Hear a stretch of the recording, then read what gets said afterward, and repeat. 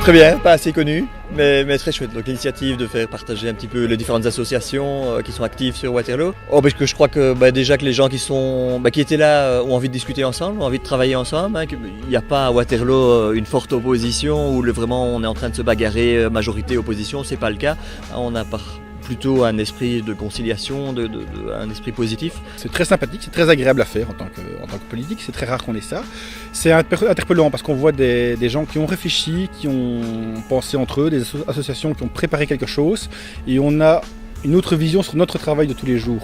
C'est une très belle initiative, ça permet vraiment d'entamer le débat sur différents sujets avec des acteurs de terrain, des associations, avec les gens qui sont actifs dans ces associations ici à Waterloo, donc c'est vraiment très bien. On a un projet pour une école communale de Waterloo de refaire un tout nouveau bâtiment avec 6 classes, avec une nouvelle salle de gym, etc. Je crois que c'est important de montrer que les services publics investissent encore dans l'enseignement. En Brabant-Wallon, c'est important aussi. Donc voilà, j'allais mettre ça en évidence. Il manque de place, mais aussi il y en a aussi des bâtiments qui ont mal évolué, donc il faut entretenir, donc il faut investir, il faut continuer à investir. Mais je crois que c'est un domaine quand même important qu'il faut encore soulever, qu'il faut soutenir au quotidien. Donc ça c'est vraiment sur la partie Oxfam, le commerce équitable, les droits des personnes à l'étranger, les conditions de travail quand on fait les marchés publics. C'est vrai que ça c'est quelque chose qu'on n'était pas assez conscientisé. On va faire un effort à mon sens pour la prochaine campagne, ça c'est sûr. Et concrètement, j'ai fait quelques pistes concrètes. C'est sur le logement pour les personnes isolées, pour les familles nombreuses, pour la diversité de logements, puisqu'on fait toujours des mêmes logements, des appartements 180 m², 200 m², avec 2 chambres, mais 2 chambres, 2 salles de bain, parce qu'il faut du standing. Donc ça, qui est une demande économique, tout à fait d'accord.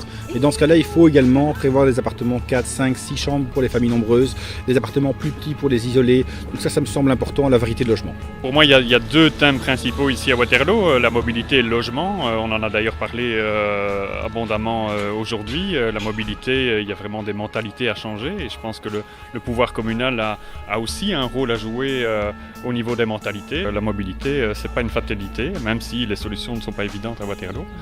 Et puis le logement, de la même manière, c'est pas non plus une fatalité. Les logements publics sont très très bas à Waterloo, donc il y a vraiment moyen de mieux faire. Il faut être créatif, il faut venir avec de nouvelles idées et c'est ça qu'on apporte régulièrement et qu'on essaye d'influencer au niveau du MR.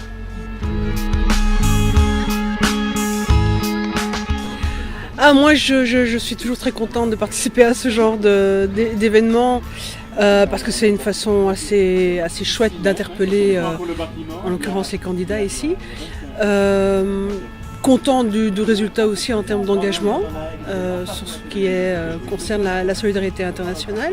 Il y a quasi unanimité sur l'ensemble des sujets. Bon, maintenant, bien sûr, ce ne sont que des promesses électorales, par définition. Mais je suis convaincue qu'avec les quelques personnes, pas beaucoup, il n'y a pas beaucoup de citoyens mobilisés, mais avec les quelques personnes mobilisées ici sur Waterloo, il y aura moyen de faire un suivi concret par rapport à notamment des questions très précises comme les prochains marchés publics de vêtements de travail. Moi j'ai été frappé par 2 choses.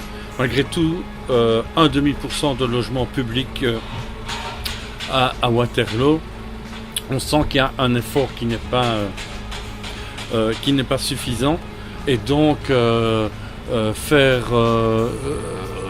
faire en sorte qu'il y ait davantage de logements publics, faire en sorte que le parc de logements soit davantage diversifié et davantage accessible, qu'il y ait toutes les gammes de prix, toutes les gammes, je crois que ça doit être un turbo maximum sur cette question-là. Je voudrais souligner quand même une forte présence des associations internationales, un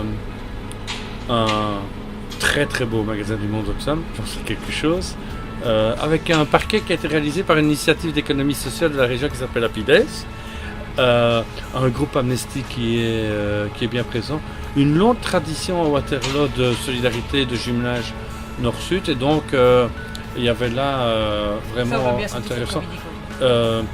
Petite surprise quand on dit il faut mettre les produits du commerce équitable sur le même pied que les produits des commerçants, c'est ça qui est équitable. C'est une drôle de manière de voir la préoccupation des producteurs du Sud, mais soit c'était la réponse des candidats. 2 candidats.